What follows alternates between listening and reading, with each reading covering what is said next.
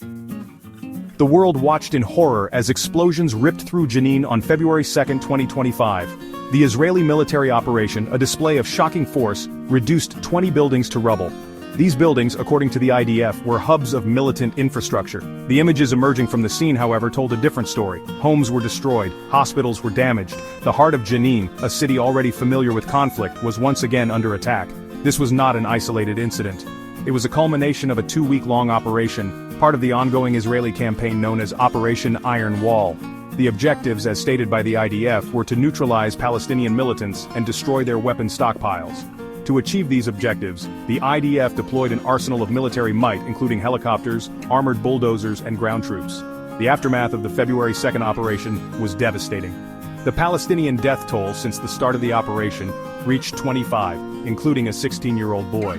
His name, like so many others, became another tragic statistic in a conflict that continues to claim innocent lives. The Jenin Governmental Hospital, a lifeline for the city's residents, sustained damage. The operation in Jenin did not emerge in a vacuum. It was, according to Israeli Defense Minister Israel Katz, a necessary response to threats posed by Palestinian militants. Katz went on to announce that Israeli troops would remain in Jenin even after the conclusion of the operation, signaling a significant shift in strategy. This open-ended military presence, he argued, was necessary to maintain security and prevent future attacks. The Palestinian leadership, however, saw it as yet another instance of Israeli aggression. Palestinian President Mahmoud Abbas condemned the destruction, calling for immediate U.S. intervention and an emergency meeting of the UN Security Council.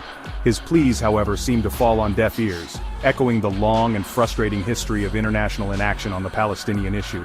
Adding fuel to the fire, Hamas, the Palestinian militant group, called for intensified resistance against the Israeli occupation. The group, which had recently agreed to a ceasefire with Israel in Gaza, denounced the Jenin operation as a war crime. Their calls for resistance resonated with many Palestinians, particularly those who had lost loved ones or been displaced by the ongoing violence. The February 2nd operation was a culmination of escalating tensions and violence. On January 29, 2025, an Israeli airstrike in the northern West Bank killed at least 10 Palestinians, targeting what Israel claimed was a Palestinian militant cell.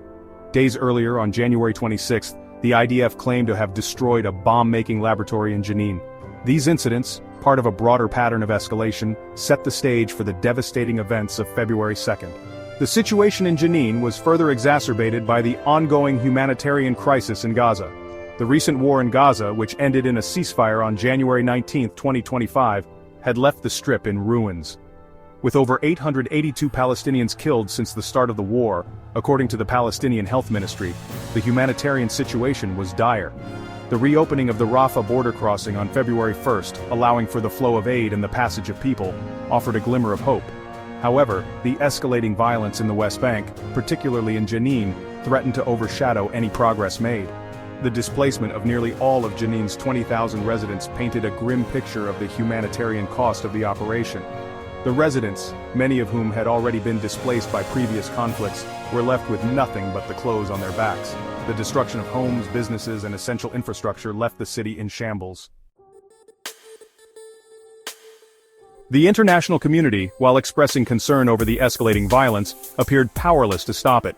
Calls for restraint and the protection of civilians, while important, did little to deter the Israeli military or provide immediate relief to the suffering Palestinian population.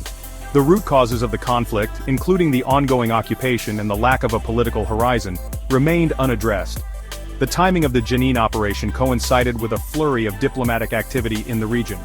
On February 2, 2025, Israeli Prime Minister Benjamin Netanyahu met with U.S. President Donald Trump in Washington, presumably to discuss regional security issues. On the same day, the Turkish foreign minister met with Hamas officials in Qatar, signaling Turkey's growing role in mediating the Israeli-Palestinian conflict. The events in Jenin, however, threatened to derail any progress made on the diplomatic front. The escalating violence, coupled with the humanitarian crisis in Gaza and the broader regional instability, highlighted the urgent need for a just and lasting solution to the Israeli-Palestinian conflict. Until such a solution was found, the cycle of violence, displacement, and suffering seemed destined to continue.